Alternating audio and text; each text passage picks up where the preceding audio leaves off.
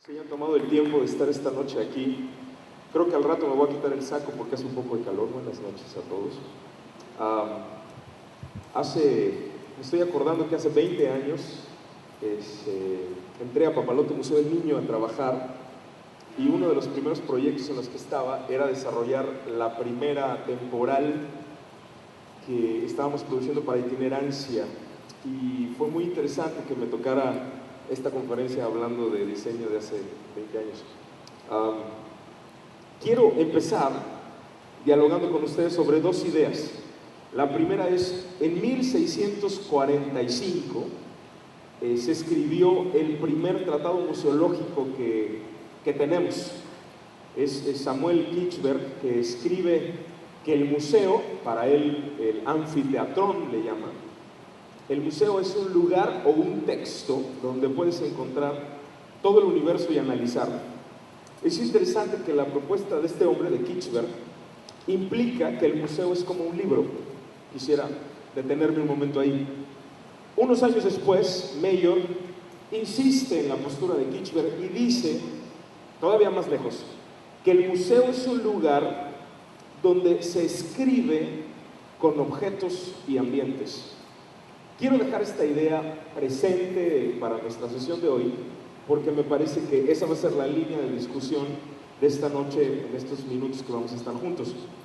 ¿Cómo es que el museo escribe con un lenguaje que se lee, que comunica y que construye diferentes lecturas? En algún momento, en los años 90, 80, un poquito después de la nueva museología, hubo una revolución paradigmática en nuestra perspectiva del museo. La nueva museología proponía cosas muy complejas. Primero, que teníamos que ir del edificio al territorio, de la comunidad al visitante. Ustedes conocen esas historias. Y nos preguntábamos cuál era la experiencia del visitante y el encuentro del visitante con el museo. Básicamente la idea del objeto, la experiencia versus el edificio, la idea, el contenido. Algunas propuestas de la experiencia fueron estudiadas durante más de 17 años. Hemos tenido estudios de público que tienen hoy 17, 20 años. Tú no podrías creer que nos hemos dedicado a estudiar al público durante tanto tiempo. Uno de los estudios más antiguos, te voy a contar, 1996, un grupo de estudiosos dice, ¿cuál será el producto, la experiencia entre un grupo de gente que va al museo y el museo? ¿Cuál es la relación, los diálogos que se pueden construir? Se construye todo un estudio muy largo y nace una propuesta que se llama la experiencia del museo, que si ustedes nunca lo han leído pueden buscarla en internet. Es una investigación de John Falk y Lynn Dirking, y de ese libro surgen una serie de reflexiones con el tiempo que da una propuesta educativa que se llama el modelo contextual de aprendizaje y que relaciona directamente este modelo con el lenguaje del museo. El modelo contextual, sin duda, es una de las herramientas que más utilizan los profesionales de museos para trabajar hoy en día en los proyectos de museos. Ahí está el árbol del modelo contextual y ustedes van a encontrar que está dividido en tres grandes contextos: el personal, el sociocultural y sin duda el físico. Es decir, no habíamos tenido una reflexión profunda de la relación entre la persona y el espacio físico, pero el estudio, que ha sido confirmado ahora en un proyecto que se llama En Principio y en Práctica, la experiencia de los visitantes en el museo, ustedes lo pueden conseguir a través del Comité de Educación de la Alianza Americana de Museos, nos dimos cuenta que el espacio físico era tan importante como el contexto personal y el sociocultural, los cuales sin duda determinaban el proyecto de lo que llamamos la visita al museo. Así que, hablando del espacio físico y hablando de estos contextos, nos vamos a enfocar el día de hoy en algunos elementos que ustedes podrán encontrar, si les interesa saber más, en los trabajos de John Falk y Lynn Dirking. Pero básicamente tendríamos que enfocarnos en cómo estos procesos de ver, leer e interpretar la realidad son fundamentales en el contexto de lo que llamamos el museo.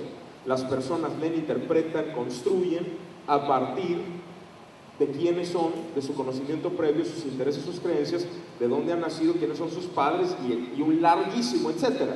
Esta experiencia, esta relación que ustedes ven en la pantalla, esta simple frase, trajo un paradigma en los museos que le llamamos el proceso de interpretación. Y nació algo en las áreas educativas, que antes se llamaban servicios educativos, que fueron los programas de interpretación. Es decir, teníamos que ser sensibles a lo que el público leía, no solo a lo que nosotros decíamos. Algunos tienen cara de no entiendo lo que dice Ricardo, déjenme ver si puedo encontrar un caso que se los explique. Caso 5126, es el Munal. Tenemos una exposición de arte colonial. La curadora es una doctora de una universidad muy importante que propone esa exposición, que los artistas de la época virreinal de México son tan buenos como los artistas españoles. Y tenemos 300 obras en sala con grandes cédulas, perfectamente escritos por la doctora. Tenemos grandes grabados, increíbles muestras de obra, perfectas museografías. Y terminando la exposición, hemos hecho un estudio público desde el principio hasta el final. Y dentro del estudio pusimos una simple pregunta: ¿cuál cree usted que es la razón de esta exposición? Respuesta del 76% de nuestro público: acercar a los mexicanos a la iglesia. A veces nosotros presentamos cosas y damos por hecho, por lo menos en el pasado, que las personas leían lo que nosotros queríamos. Con el tiempo nos hemos dado cuenta que nadie en el museo es una hoja en blanco, que las personas traen una serie de cosas y que nosotros traemos otras, y la negociación en la sala, eso básicamente, digamos, es el trabajo educativo y sin duda el trabajo de todo el museo. Pero este concepto tiene que ver con esa idea, el proceso de lectura del público.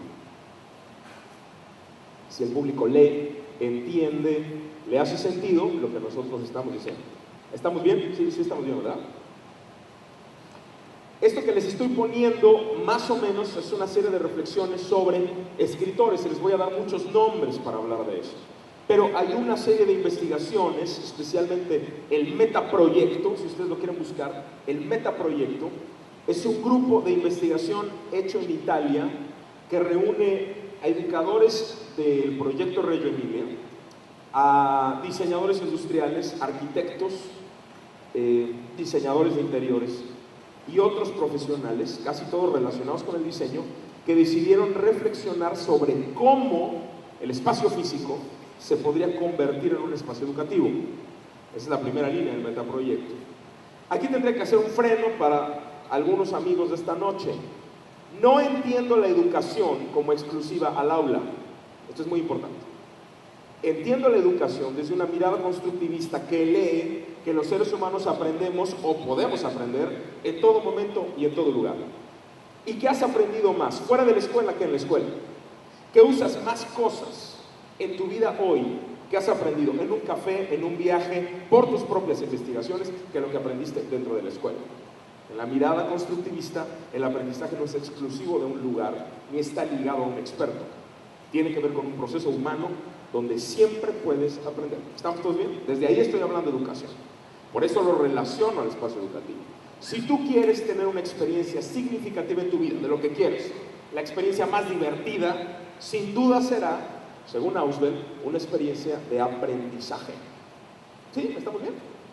Toda experiencia significativa es una experiencia de aprendizaje. Si tengo algún teórico del arte aquí, me dice: Ricardo, el momento del goce estético es una experiencia de aprendizaje. ¿Sí estamos bien?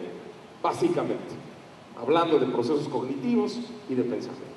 Entonces, desde esta mirada, el espacio físico es un espacio de encuentro, es un espacio de diálogo.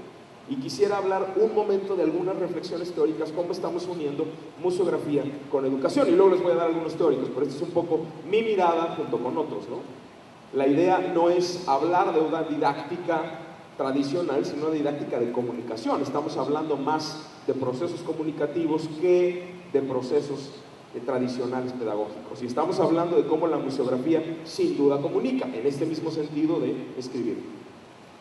Déjenme ver si podemos reflexionar un poco más complicadamente sobre el asunto de la educación. Hay un proyecto que se llama Pedagogía de la Escucha y quisiera hacer una metáfora en museografía en el sentido de tal vez durante muchos años hemos estado enfocados en la obra.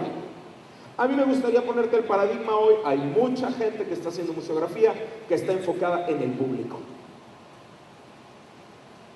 Y quisiera detenerme un momento aquí contigo y decirte, algunos museógrafos porque eso no lo dijeron, pero soy museógrafo de carrera, tal vez como algunos de ustedes. Algunos museógrafos estamos trabajando más en espacios diseñados para el público y no para la obra. Yo sé que es un poco fuerte y algunos se van a escandalizar y espero que no haya ninguna piedra filosa entre la audiencia, pero lo cierto es que cuando diseño para el público, la obra, automáticamente la obra tiene la posibilidad de tener diálogos más amplios, porque estoy creando un contexto cálido para el diálogo, un contexto abierto, un contexto oportuno, un contexto de retroalimentación. Entonces, algunas miradas de la museología de vanguardia son estas que están viendo en su pantalla. Tenemos visitante, usuario. Hay algunos museólogos de vanguardia que dicen, no vamos a hablar más del visitante, es una reflexión muy pasiva, muy pensada en una persona que no tiene nada que ver con el museo. No, vamos a hablar de usuario, como el usuario del metro, del camión, del espacio público. Vamos a hablar del usuario. Vamos a comparar diversas ideas, vamos a hablar no de un gran público, sino de diversos públicos. No de esta exposición es para todo público, no necesariamente. Vamos a reflexionar más críticamente a quién estamos diseñando y quién realmente puede acceder, porque no todos pueden acceder, ni todas las exposiciones son para todos. Yo estoy en una reunión hace algunos años con una curadora que no diré su nombre y estamos hablando de una exposición muy importante por un homenaje nacional. Y en el diseño de la exposición, en algún momento yo le pregunto, maestra Tibol, cuénteme para quién está diseñada esta exposición. Gracias. Y la maestra me dice, para mis amigos del Instituto de Investigaciones Estéticas. Y yo le pregunto, maestra, si llegara a aparecer alguien del público que no es de estéticas, está bien, que vengan. Pero no es para ellos. Qué importante es pensar, a veces, el diseño no está hecho para ciertas personas. Y a veces, en algunos momentos es tan abierto como lo que les estoy diciendo, en otros momentos no es tan abierto. Pero en mi experiencia personal de trabajar ya bastantes años en museos, me he encontrado con personas que no están claras quién es el público que viene a tu museo y a quién estás diseñando. Esto me parece que es fundamental. Entonces, no estamos creyendo nunca en el gran público, sino en diversas comunidades de públicos. Segundo, museografía desde la experiencia contra los contenidos. Estamos cada día menos enfocados en que presentar la información simple implica que la gente lo reconozca. Es decir, el que tú pongas una cédula de 2000 palabras no quiere decir, uno, que la gente lo lea y dos, que le haga sentido. Entonces estamos haciendo ejercicios para ver si fuera posible. Alejandro, en el Instituto Nacional de Antropología e Historia, lleva 10 años haciendo estudios de público en las temporales y descubrió, a partir de estos 10 años, que la gente no leía cédulas de más de 1100 palabras. Por lo tanto, dice Alejandro, cada vez que hacemos una exposición temporal tenemos 1100 palabras por cédula, no más, ni una más, porque sabemos que si ponemos más, la gente no lee. Los museos de Quebec, en ese sentido, hicieron un ejercicio donde analizaban al público durante 5 años y se dieron cuenta que cuando una exposición era muy larga, tenían que caminar y tenían que ir. Cuando una exposición era muy, muy larga, la gente se acordaba del principio, del final y no del medio. Y entonces consiguieron unos psicólogos y reflexionaron que las personas, después de tantos estímulos, un poco se bloquean, se cierra la tienda, se acabó. Y por eso no recordaban el centro. Entonces tomaron una decisión y tienen una política. Todas las exposiciones duran 45 minutos, punto. Y después de los 45 minutos hay un espacio que le llaman un momento de recuperación, un espacio para respirar, y entonces puedes entrar a la siguiente sala. Este proyecto, les quiero decir, ha pasado a muchísimos museos, por cierto, que tiene que ver con cómo somos sensibles a lo que el público lee. Una cosa que estuvimos dialogando el otro día era cuánto le pides al público. Tiene que ver cuántas obras, cuánto tiempo se va a tardar, cuántas cédulas va a leer, cuántos videos. Eso tiene que ver con ese asunto. Por último, hablar de usuario contra visitantes, hablar de dos cosas. Uno, el público está construyendo el espacio, vamos a hablar de eso ahora, y también hay diferentes líneas y horizontes de lectura. Y esas son cosas que les voy a, si tenemos tiempo, mostrarles un poco más adelante. Hay un elemento fundamental en el lenguaje espacial, y es que hay varios estudios de cómo el lenguaje espacial es absolutamente condicionante en nuestra especie. El texto que ustedes ven abajo es un texto de Carla Rinaldi, Nosotros no solamente hablamos diferentes lenguajes, vivimos en mundos corporales, en ambientes sensoriales totalmente diferentes. En algún momento, cuando estábamos hablando de museografía, pensábamos en la idea de ecosistema. Y quiero que vean estas ideas teóricas más como una metáfora, que fuera un sistema, un lugar donde la luz, el piso, las obras, el público, el espacio, fueran todo un sistema que pudiéramos hablar. Y algunos gráficos que pudiéramos tener es que el diseño museográfico tendría algunas ideas limitantes. Cuando hablamos de esta relación aprendizaje, diseño museográfico, hablamos justamente de diseño. Museografía, más que montar una obra, implica diseñar. Tú me dices, Ricardo, el montaje es fundamental, sin duda, pero también el diseño. Es decir, sentarte a trazar, sentarte a pensar, sentarte a dibujar proyectos. Y este dibujo de proyecto, esta proyección del dibujo, no solamente es en una dimensión, es en varias dimensiones y tiene varias perspectivas. Entonces, en ese sentido, el trazo del diseño museográfico incluiría algunas de estas ideas. Estaban pensando, por ejemplo, en observar, estaban pensando en amplificar los sentidos, estaban pensando en qué experiencias habría, estaban pensando en cómo respondemos al diseño arquitectónico. En lugar de comernos el diseño arquitectónico, en lugar de tapar con muros el diseño arquitectónico, participar en el diálogo con el espacio arquitectónico y así poder construir diferentes ambientes, diferentes microespacios, diferentes lecturas, que nos harían tener un recorrido no totalmente lineal, que es una cosa que no pasa en la vida real, sino un recorrido con diferentes momentos. Para todas estas cosas hay personajes, y vamos a hablar mucho de Yasmala hoy, pero básicamente estamos hablando de un espacio habitable. Este concepto es un concepto de museografía un poco contemporáneo, porque por lo general tú piensas en un museo como un lugar donde la gente va a caminar, ¿no? Y que caminen rápido. Y entre más rápido el tráfico, mejor. Pero ahora la tendencia no es que la gente entre y salga, o sea, como una meta, ¿no? La gente se pone en la salida y van todos corriendo a ver quién llega primero al final, sino que puedan estar en el museo, permanecer, habitar el espacio social. Y en ese sentido hay los tres elementos que ves abajo, son algunas ideas, y esto también es de Yasmana, que son asimilación, interpretación, conversación, espacios donde la gente puede encontrarse con la obra, espacios donde la gente pueda conversar sobre la obra, espacios donde la gente pueda asimilar lo que estás tratando de proponer. Tengo un ejemplo. En un estudio de público estamos haciendo un proyecto de focus group. Invitamos a 4 mujeres al Munal, no sé cuántos de ustedes conozcan el Munal, pero invitamos a 4 mujeres y empezamos por el tercer piso. Y vamos caminando por ese segundo piso donde vemos Arte Colonial, Virreinal, 19, luego bajamos las escaleras, primer piso, 19, gabinete de estampa de foto, siglo XX, gabinete de estampa de foto, la sala de colecciones especiales, bajamos las escaleras, las temporales, en fin, llevamos mucho tiempo en el museo.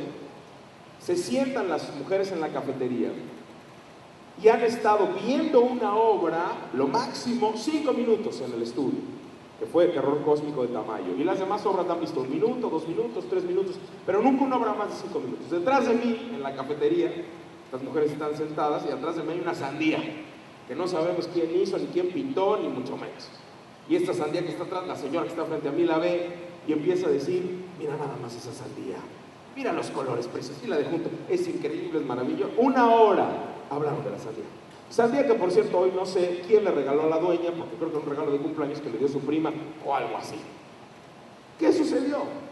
Tienen el arte mexicano de 5 siglos allá arriba, pasaron, pero ellas deciden hablar de una obra. Claro, algunos de ustedes ya habrán visto algunas ideas, hay unos sillones, están cómodos, están confortables. Sin duda, cuando creamos ambientes donde la gente pueda estar, el diálogo con la obra es mucho más profundo. La mayoría de los proyectos que se han hecho de 1990 a hoy, especialmente, por ejemplo, Time, hecho por Rika Burhan y por Eli Kaiki, del Getty 1 y del Met la otra, este gran proyecto está basado específicamente en mirar la pieza, en mirarla. Incluso ellos proponen que tú mires una obra de arte 1 hora. Algunos de ustedes dirán, Ricardo, 1 hora es demasiado tiempo. Bueno, entiendo, el tiempo es un problema, pero el corazón del proyecto, como el corazón de otros proyectos, aprendiendo a través del arte, desarrollo de inteligencia a través del arte, etcétera, etcétera, etcétera. Todo lo que tiene que ver con proyectos de asimilación de arte están basados en tomar tiempo en ver la obra. Y a veces diseñamos para que la gente corra. Entonces, ahí hay 2 miradas distintas. La calidad dicen algunos teóricos, del espacio del museo tiene que ver con un espacio que se pueda transformar, en un sentido metafórico, en un espacio que sea totalmente viable a transformarse y que tenga una mirada como si fuera un organismo vivo. ¿Qué tanto puedes dejar de ser permanente? Algunos dirán, Ricardo, no tengo dinero. Otros dirán, no tiene que ver con presupuesto, tendrá que ver con creatividad. Otros dirán, Ricardo, los límites museográficos de la obra son muy complicados. En realidad, el contexto del principio teórico que después vamos a aplicar tendrá que ver con si puedes concebir la sala como un espacio transformable. Es todo. O si dices, este muro nació para tener piezas toda la vida y una pieza y de este tamaño, etc. Y entiendo aquí dos miradas. Como museógrafo te diría, ¿de verdad crees que toda la vida somos tan flexibles como decimos que somos? Es una pregunta. A veces no. A veces estamos acostumbrados a hacer las mismas cosas, a veces no. Esto es interesante porque esta reflexión que les estoy poniendo aquí se refiere cómo las cualidades del espacio o el reto que ponen ellos, esta es pasmada también, no tiene que ver con una situación estética, sino un lugar para estar, para hacer, para hablar, para mirar, para conversar, para caminar. Y entonces ahí están pensando en un espacio híbrido donde hay muchas cosas. Hay dimensiones opuestas, hay relaciones que estamos proponiendo con la obra, con las personas, con diferentes grupos de personas, conmigo mismo, un espacio de autocomprensión personal. Y a veces hay polos opuestos, hay una mirada hacia afuera, una mirada hacia adentro, hay una parte formal, una informal, hay un espacio para tocar, un espacio para no tocar, etc. Caso 524. Yo estoy en el Museo de Arte Moderno, es una exposición muy bonita sobre diseño del 68, y hay unas pelotas increíbles de este tamaño que el curador decide poner en una sala así, acomodadas, gigantes, no sé cuántos de ustedes las vieron, para que las personas jueguen con las pelotas. ¡Qué bonita experiencia! Y entonces está el pasillo así, aquí están las grandes pelotas, y la gente, cuando ve el pasillo, camina así, pegada a la pared, para no tocar las pelotas. Incluso algunas personas ven las pelotas y saben, así para que les tomen una foto, no, y no toquen las pelotas. Fíjate, el diseño museográfico era que la gente tocara las pelotas, y nadie las tocaba. A lo mejor algunos me dicen, Ricardo, no había un letrero. Es real, pero por otro lado, si tú llenas de letreros con todo lo que la gente tiene y no tiene que hacer, la pregunta es, ¿qué tan intuitivo es tu proyecto museográfico? Y eso es interesante, porque ahora estamos pensando mucho en la intuición, en la respuesta automática. Y nosotros sabemos que trabajamos mucho sobre eso, en puertas, en espacios radiales, en cosas de ese tipo. Entonces, al final, lo que ustedes están viendo en la pantalla es estos diseños, estas gráficas que tendrían que ver con los espacios habitables, no de tránsito, sino de permanencia, y que sugieren un espacio multisensorial, un espacio inmersivo, un espacio donde estamos adentro de un contexto, y que se relaciona mucho a reflexiones profundas de la arquitectura. Hay un concepto que yo no quisiera irme antes de hablar, que se llama la estética de las relaciones, cómo diseñamos para que haya relaciones y que la calidad del espacio se refiera a estos momentos y estos encuentros que estamos haciendo. Esto fue la teoría. ¿Qué les parece que tomamos 2 minutos y conversas con alguien, con una persona, y le cuentas un elemento que hasta este momento te parezca interesante, recuperable de este asunto teórico de la museografía basada en la educación? ¿Qué les parece? 1 minuto, 2 minutos, ¿está bien? Platica con alguien, está bien, y luego regresamos contigo. 1 minuto.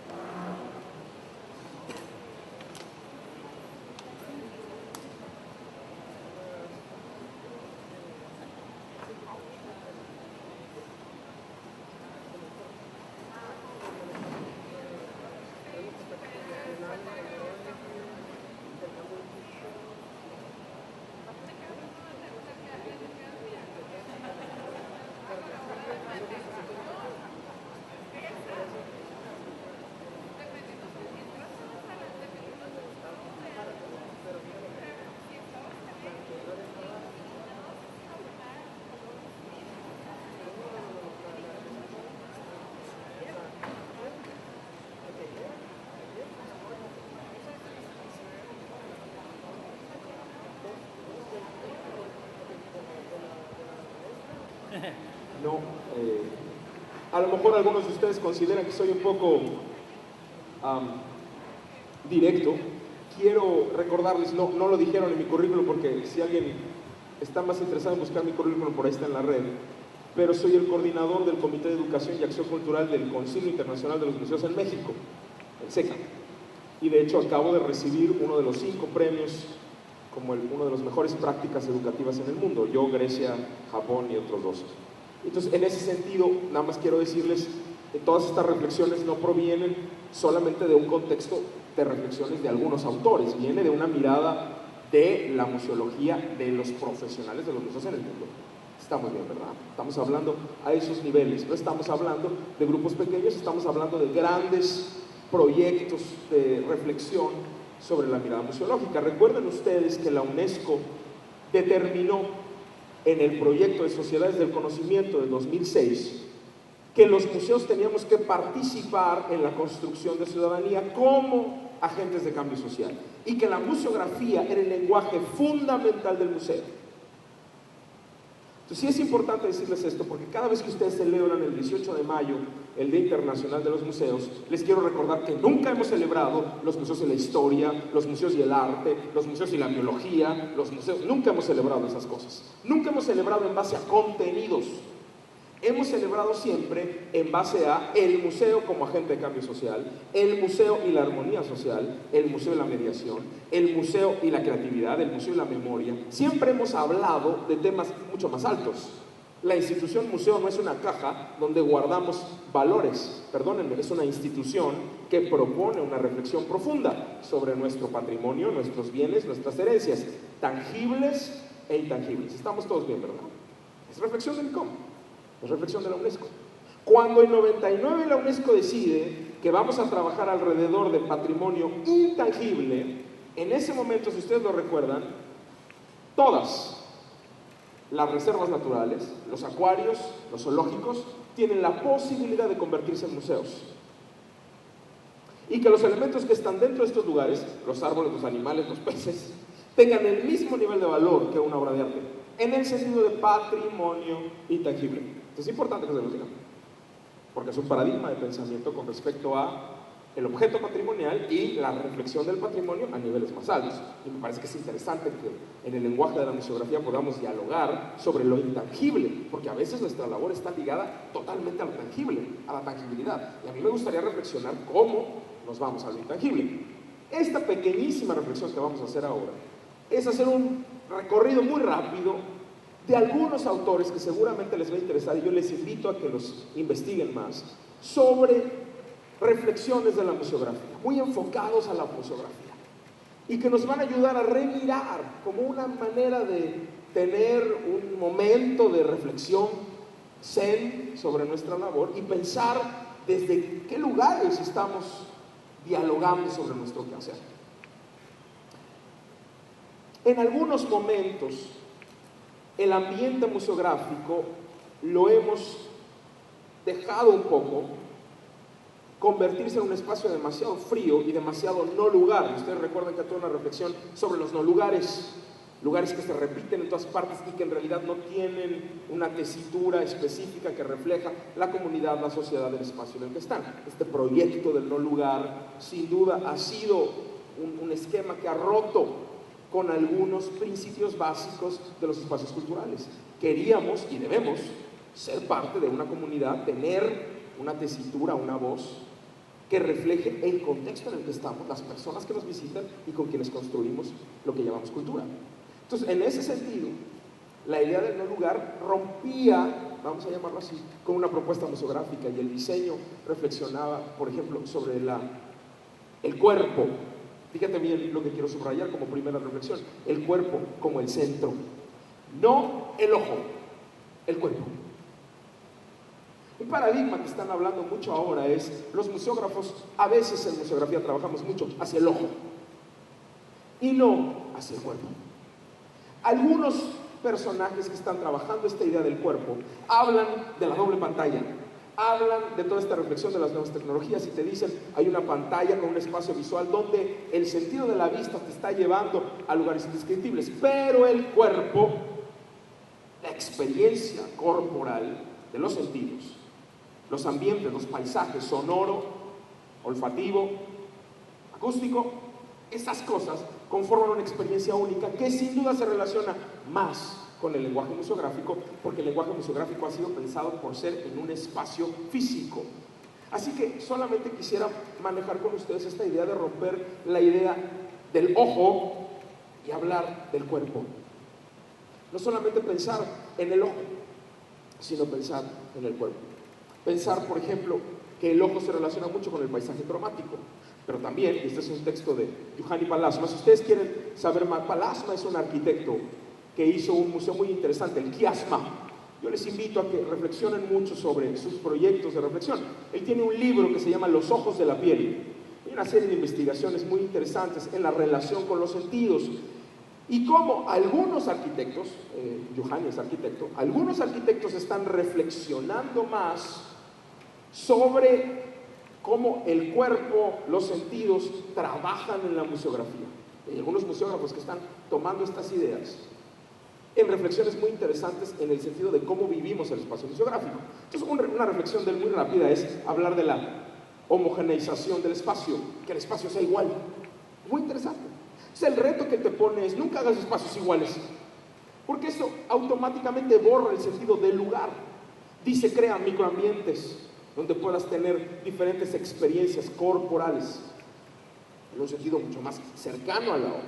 Un ejercicio que yo no sé si en algún momento ustedes podrían hacer, es un ejercicio que hacemos en museografía hace muchos años. Cuando yo estudié museografía, hacíamos un ejercicio donde teníamos un mismo objeto en contextos distintos. No sé si alguna vez lo han hecho. Entonces, teníamos un mismo objeto en contextos totalmente diferentes. La caja blanca, la caja negra, el espacio rojo, el listón amarillo, el texto no sé qué, la cédula, sin cédula, con mediador, sin mediador, con interactivo, sin interactivo, el mismo objeto. Y este ejercicio nos ayudaba a mirar cómo la museografía brinda estos contextos. Y si bien alguien de arte contemporáneo te podría decir, Ricardo, el arte habla por sí solo, seguramente alguien dirá eso, ¿no? La interrupción famosa de la obra. En realidad, esa mirada de que el arte habla por sí solo está demostrada en estudios de público que es absurda e irreal.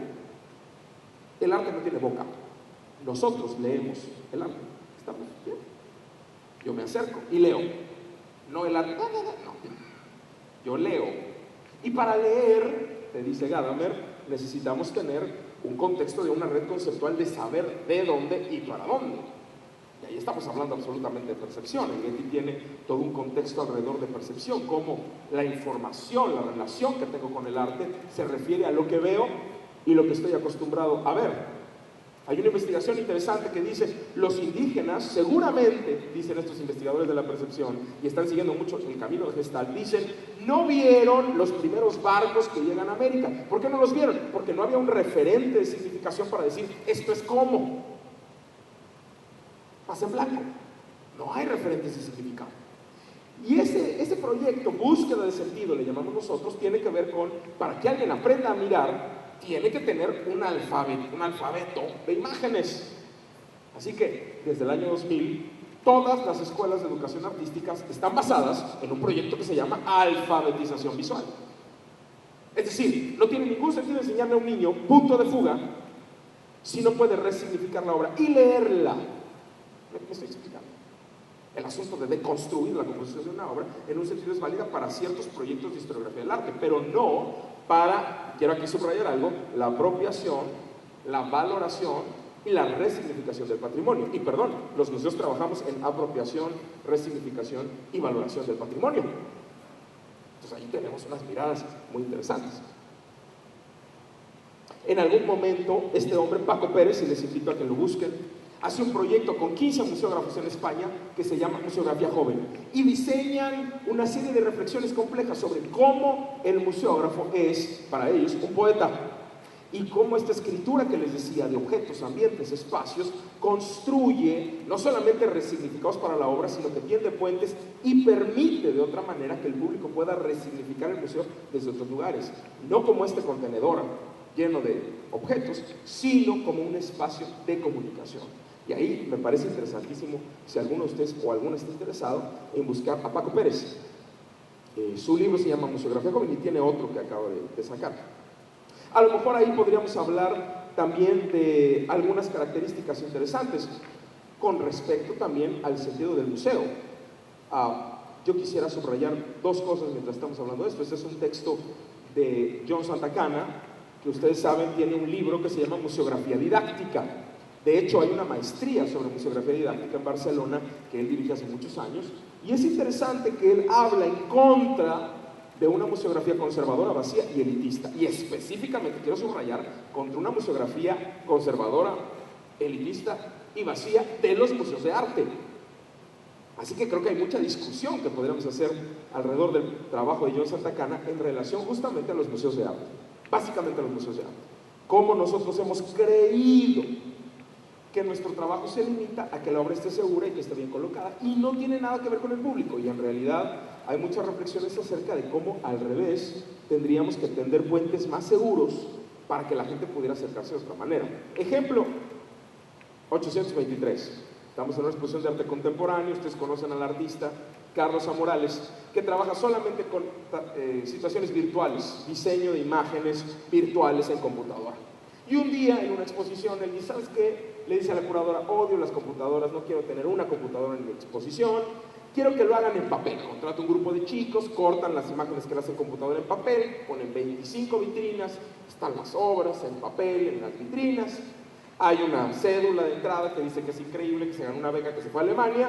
La gente llega, ve la obra, le preguntamos, ya no es la pregunta de qué se trata la exposición, le preguntamos, ¿qué se lleva usted de esta exposición? Después de haber visitado Carlos A. Morales, ¿cuál es una reflexión que usted se lleva? El 80% de nuestro público dice, me encanta, que lo voy a tratar de parafrasear, me encanta que los artistas contemporáneos recuperen la tradición folclórica de cortar papel. Y entonces tienes ahí diferentes relaciones con las cuales la gente se encuentra en este sentido de la relación entre lo que nosotros queremos poner junto con el curador y lo que la gente lee. Este salto me parece que es interesante. John Santacana, se los recomiendo muchísimo, museografía interactiva. También podríamos pensar sobre la idea de materialidad, no solamente en los materiales que son baratos y buenos, sino también en los materiales que nos pueden ayudar. Y aquí hay un texto de Gombrich en el sentido de lo que les decía, del arte, como cuando trabajamos en museografía del arte, si no tenemos los elementos adecuados para podernos acercar, el acercamiento es inútil, no habrá un diálogo concreto hacia eso.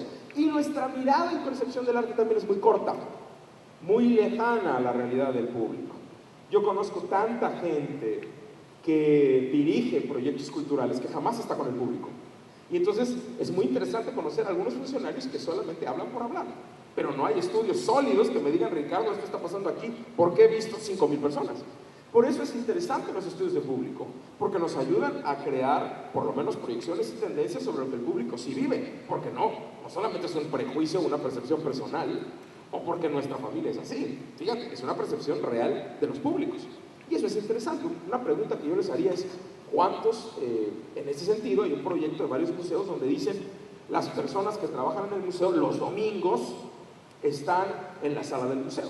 El maestro Miguel Fernández Félix, que dirige el MUNAL y ahora está en el Museo del Palacio de Bellas Artes, tiene un proyecto que se llama las rondas de atención al público. Entonces, todos los directores del museo, el director de difusión, él mismo, las personas de seguridad, los museógrafos, todos los departamentos del museo, un domingo al mes están en la mesa de informes. Y entonces llegas a la mesa de informes y está el director del museo dando información, diciendo a qué horas es el cine, pásenle por acá, los baños están allá abajo. Y luego a la siguiente hora el director del museo está de custodio, ahí paradito junto a la obra. Y la señora que va caminando se acerca y ve un botón aquí que dice, señor director. Y entonces me acuerdo una vez una señora le dice, ¿a poco usted es el director? Y me dice, sí señora, claro que sí. Y hablaban, ¿y por qué hacían las cosas? Muy interesante. Es interesante el proyecto, ¿por qué? Porque hay un contacto con el público que nos permite mirar desde otro lugar cómo funciona la exposición. A veces yo creo que el final de la exposición es cuando inauguramos. En realidad yo te diría, algunos profesionales de museos creemos que la inauguración es el principio del trabajo. ¿Cómo está leyendo el público la exposición? Ese es un reto, a ver si lo podríamos mover. Y déjenme darles una idea más. Cuando hablamos de narración, dice un hombre que también les recomiendo leer, Wagensberg. Si ustedes están interesados, es el director de un museo que se llama Cosmo Caixa en Madrid y tiene un proyecto que le llama Museo Total. Y su proyecto de museografía total también, ustedes pueden buscarlo en internet, acaba de estar Wagensberg como el gran, el que dio la conferencia magistral en la reunión del ICOM, del Consejo Internacional de los Museos, que se acaba de hacer en Río hace menos de un mes. Y ahí estuve con Wagensberg, y Wagensberg hablaba desde un diseño museográfico mucho más cerrado. Y una cosa que él dice es, toda buena museografía es una narración, es una buena historia. A mí solamente me gustaría dejarlo ustedes en la mesa. Dice Wagensberg, toda buena museografía es una buena historia. Interesante Wagensberg, no sé si ustedes lo sepan, si Wagensberg lo sabe, supongo que sí. Las personas, nuestra especie, los seres humanos, construimos, cuando somos muy pequeños, estoy hablando de niños primaria baja, construimos las experiencias como una narración. Es muy interesante. Es la primera forma como construimos significado, a través de narraciones y proyectos narrativos. Así que me gustaría dejarles esa idea, narración. Segunda idea que me gustaría dejarles esta tarde es cotidianidad. En los últimos estudios de público, especialmente en este que se llama, si ustedes están interesados en buscarlo, es también de John Folk, y se llama La identidad del visitante y la experiencia del museo. Es un proyecto del 2011. Este proyecto dice que todos los públicos, se llama La identidad del visitante y la experiencia del museo. El investigador se llama John Folk. Y este hombre dice que cuando las personas encuentran significativo una experiencia es porque encuentran algo que pueden relacionar con su vida cotidiana. Un elemento muy concreto que puede automáticamente hacer brincos con su vida cotidiana. Cotidianidad. A veces tú me dices, Ricardo, yo me siento muy lejano. Fíjate que hicieron varios ejercicios de museografía, como por ejemplo poner un sillón de cierta época, en el Museo Plastic, me acuerdo muy bien, Vanessa Bojorquez puso un sillón de los años 60, porque tenía un gran público que era de la tercera edad. Entonces puso una serie de sillones que encontró de los años 60 en ciertos espacios del museo. La gente encontraba una relación directa con este tipo de mobiliario, que le hacía tener una referencia de calidez inmediata. Y es un detalle, tú me dirás, es un detalle fundamental, que tiene que ver con cómo diseñamos y desde dónde. Cotidianidad, me parece que podría ser interesante dialogar sobre estas cosas. El nuevo Museo de Arte de Río de Janeiro, por ejemplo, incluye no solamente las obras de los grandes artistas de la ciudad, sino también un montón de elementos que no podríamos considerar objetos de arte, pero sí objetos museables, que se relacionan con la ciudad y que crean hipertextos con las obras. Puede ser interesante probar algunas de estas ideas. La dimensión artificial, algunos escritores sobre museografía contemporánea están hablando mucho sobre dimensiones que no son reales, que no son naturales. Y algunas personas te dicen, a veces en nuestra museografía somos demasiado artificiales. Entonces una reflexión que te hacen algunos museógrafos es, ¿qué pasaría si de pronto miramos hacia atrás y ponemos elementos más naturales? Abrimos las ventanas. Eso decía uno el otro día. Abramos la ventana, levantemos las cortinas, dejemos que la luz entre, no pongamos obra que se dañe cerca, pongámosla lejos, miremos bien si podemos encontrar algunos de estos filtros UV, pero abramos las ventanas, que haya una interior, exterior. Esta mirada también para ver la luz de afuera y la reflexión de afuera. ¿Qué pasaría? Otros decían, vamos a incluir algunos elementos naturales dentro de las exposiciones. Y trabajaban en estas ideas continuamente. ¿Qué elementos naturales podríamos poner? ¿Qué proyecto más orgánico podríamos hacer? Y hay ejercicios muy interesantes que nos hacen reflexionar sobre la dimensión artificial. Por último, quisiera yo mencionar la idea del constructivismo. Sí, no olvidar que cuando las personas se encuentran con el arte, cuando hablamos de una experiencia de aprendizaje, no necesariamente estamos hablando de que la gente tenga que tener información. Es un error pensar que la gente va a tener gozo estético porque tiene 43 libros de arte en su cabeza. Eso primero es irreal y segundo es incomprobable. Hay libros muy interesantes y publicaciones e investigaciones de muchos institutos de arte. Y yo les invito, por ejemplo, a leer a María Caso, española, investigadora de la Universidad Complutense, sobre artes visuales, que trabaja acerca de esta relación del público con las obras de arte. Y como no necesariamente el que yo tenga una maestría en arte me hará tener goce estético, no es garantía de eso, porque el goce al final son proyección de relaciones que yo hago con información que yo tengo muy concreta de lo que la obra me expresa a mí. Y en ese sentido hay una serie de ideas sobre cómo y es constructivismo, construimos sentido en nuestra cabeza y no necesariamente es por información, es como reacomodamos la información en la cabeza. El constructivismo dice, las personas no aprenden por tener información, aprender no es tener información, aprender es reacomodar la mente, la manera de pensar. Y aquí estamos hablando específicamente de Howard Gardner, el gran teórico de las inteligencias múltiples. Aquí estamos hablando de él. Por último, el espacio como sistema. Hay 4 mujeres que están trabajando mucho en museografía en Israel ahora y están pensando mucho en el espacio como sistema. En tu diseño, cuando te sientas a trazar como si fuera un organismo, donde dices, vamos a empezar, el personaje que entra a mi sala vive esta experiencia, luego vive esta otra, luego mira para allá, luego mira para acá, o mira 1, 2, 3, 4, y están construyendo una serie de experiencias que le dicen qué es lo que el público vive, y tienen como escenarios, es muy interesante, le llaman caminos, y de eso me gustaría hablar con ustedes un momento. Y por otro lado, la idea de ósmosis. Ósmosis es un término físico que tiene que ver con pasar de un lugar a otro, pasar cualidades de un espacio a otro. Y una cosa que tendríamos que ver es cómo estamos ayudando al público a leer nuestros ambientes museográficos. Algunos me decían, Ricardo, la gente no lee. Y yo proponía, bueno, a lo mejor no les estamos ayudando a leer lo que es interesante, o a poner cosas que son interesantes, o a pensar en cosas que son interesantes.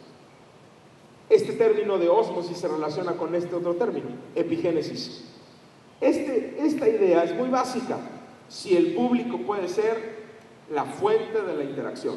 Vamos a poner un ejemplo. Yo estoy en un proyecto y entonces de arte. Este pasó en el Museo de Arte de Denver.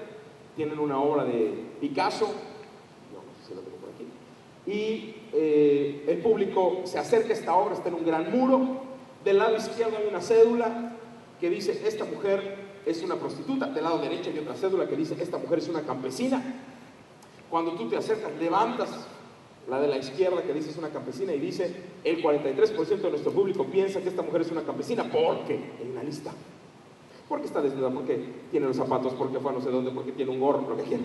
Y luego del otro lado levantas y dice, el 28% cree que es una prostituta. ¿Por qué? Hace no sé qué, hace no sé cuánto, tiene no sé cuánto, está desnuda. Y es muy interesante, el público tarda como 40 minutos en ver la obra. Cada vez que ven, está desnuda, miran la obra, discuten entre ellos, claro que sí, claro que no. Muy interesante. Es una manera de provocar nuevas relaciones, donde el público está empezando a construir. En varios museos, una experiencia museográfica interesante es proponer contrastes.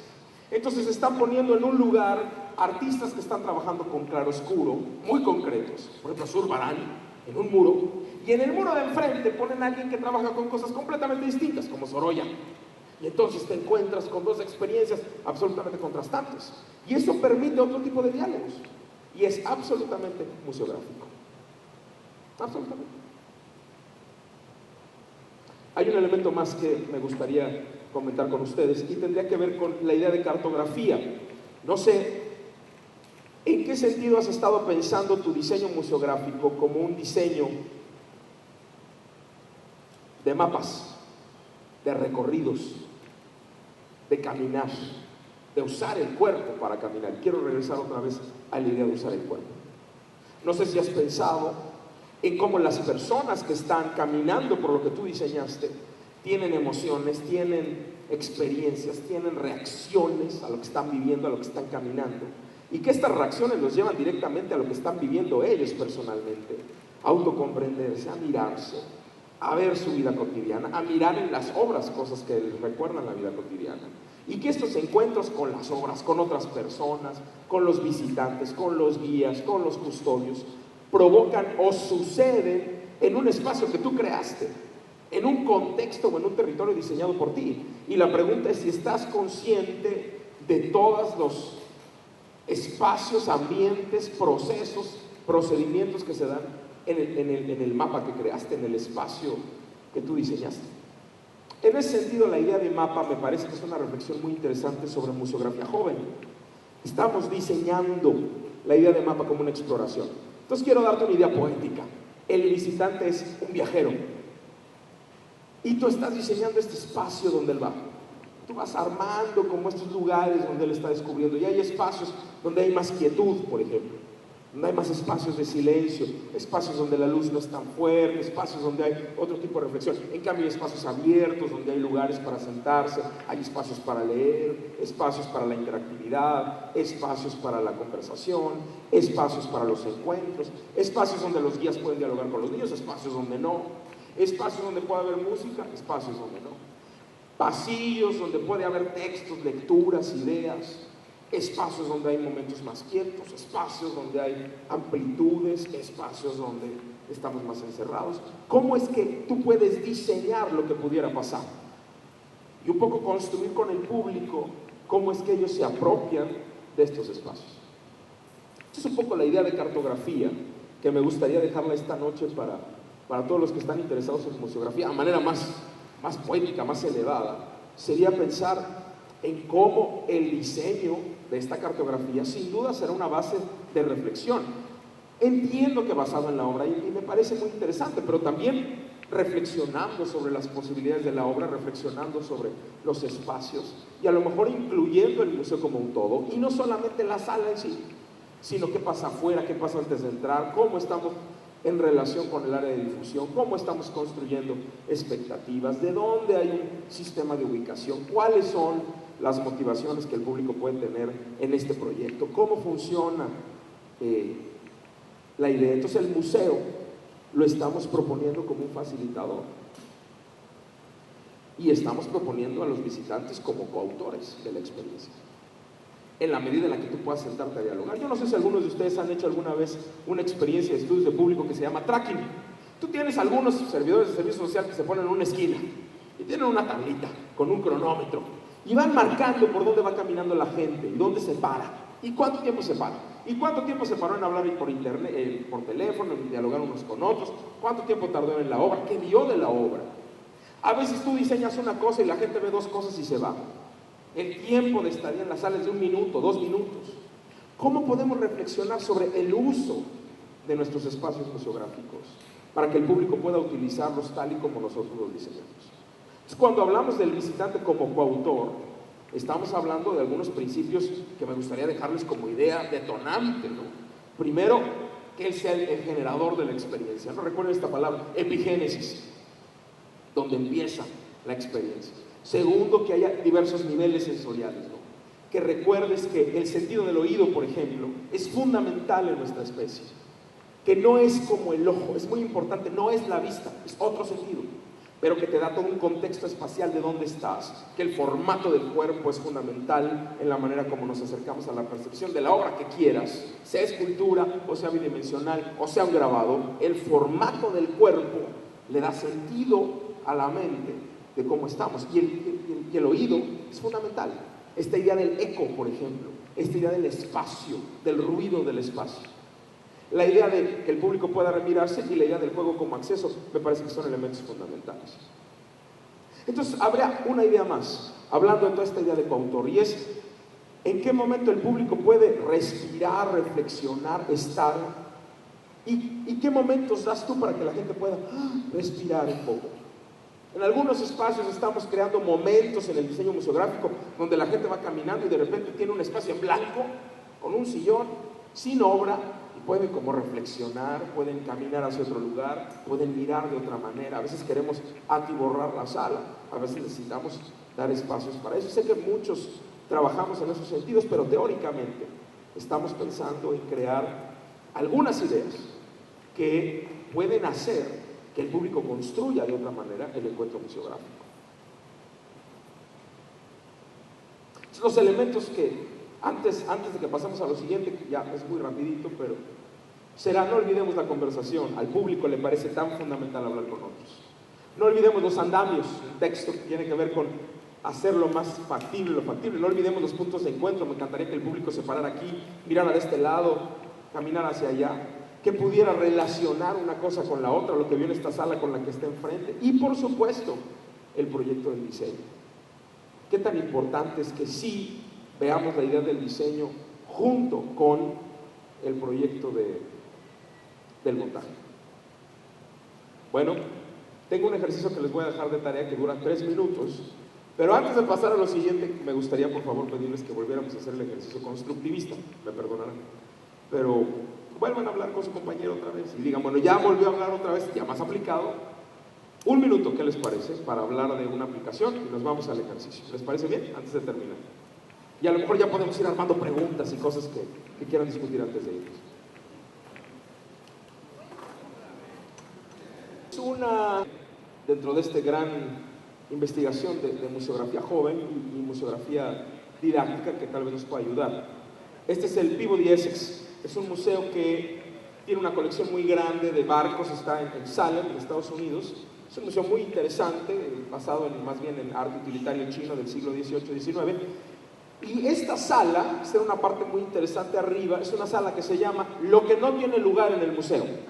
Y son todas las piezas de la colección que no entraban en ninguna otra sala. Y entonces los museógrafos proponieron armar una sala muy interesante donde trajeron todo lo que en la bodega no tenía sentido y lo pusieron ahí.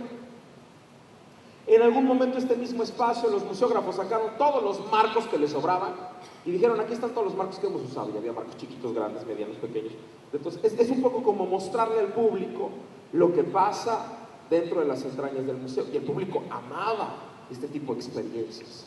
Hablar museográficamente del proceso del museo es de las cosas más interesantes. Es interesante que la pintura que está al fondo, la razón por la que no está en las salas del museo es porque la señora tiene un bigote y el bigote está pintado. Entonces es interesante que pusieran las cosas más raras, el pingüino disecado que está en aquel mueble, en fin, hay como cosas que pueden llamar al público la atención. Este es un ejercicio que hicimos en un museo de arte contemporáneo. La exposición era muy complicada, era es con el artista, ustedes seguramente conocen, Juan Hidalgo, que trabaja sobre el desnudo masculino. La exposición era muy fuerte y nosotros en los estudios de público vimos que el público no reaccionaba bien y le dijimos, Juan, tenemos que hacer un espacio museográfico diseñado donde la gente pueda respirar. Y entonces en el corazón de la exposición había este cuartito blanco. Entonces la gente entraba a este cuartito, había una música muy tenue, había unas plantas, te podías sentar como unos cojines, era como un jardín zen. Y entonces tú respirabas y antes de salir, este es el muro de salida, ibas a salir y había un muro con estos post-it para escribir y era muy interesante que la gente hacía una catarsis. Fíjate lo que estoy diciendo. Entonces la gente escribía, odia a Juan Hidalgo, es lo peor, ¿cómo es posible? No sé cuánto. Y otra persona pegaba junto, claro que no, tú no entiendes el arte, eres un inútil. Y otra persona, ustedes no saben. Así, se armaban unas conversaciones interesantísimas. Era un espacio catártico y a veces en arte contemporáneo no somos sensibles a que el público necesite espacios para hacer eso. Esta es una exposición que acompañó un proyecto de fotografía. La fotografía es histórica y es sobre la Revolución Cultural en China, 1976. Entonces tienes una sala de fotografía que es muy interesante, pero queríamos provocar un proyecto donde la gente pudiera resignificar la obra, porque tú puedes ir a ver un montón de fotografías puestas en una sala y no tener ningún tipo de resignificación. Entonces el artista con nosotros armó esta sala, que es como una sala como las que utilizaron en la época, en un sentido mucho más metafórico, no simbólico, pero con elementos que se utilizaban en la época de Mao, en las famosas salas de reeducación. Entonces estos elementos, esas situaciones eran reales. Compramos cosas en eBay de la misma época, los trajes, los vestidos, los pósters, el bustito de Mao, todo eso era de la misma época, para traerle al público un contexto más cercano, más objetual, que le daba al público mucho significado. Y fue muy interesante lo que el público pudo resignificar a partir de eso.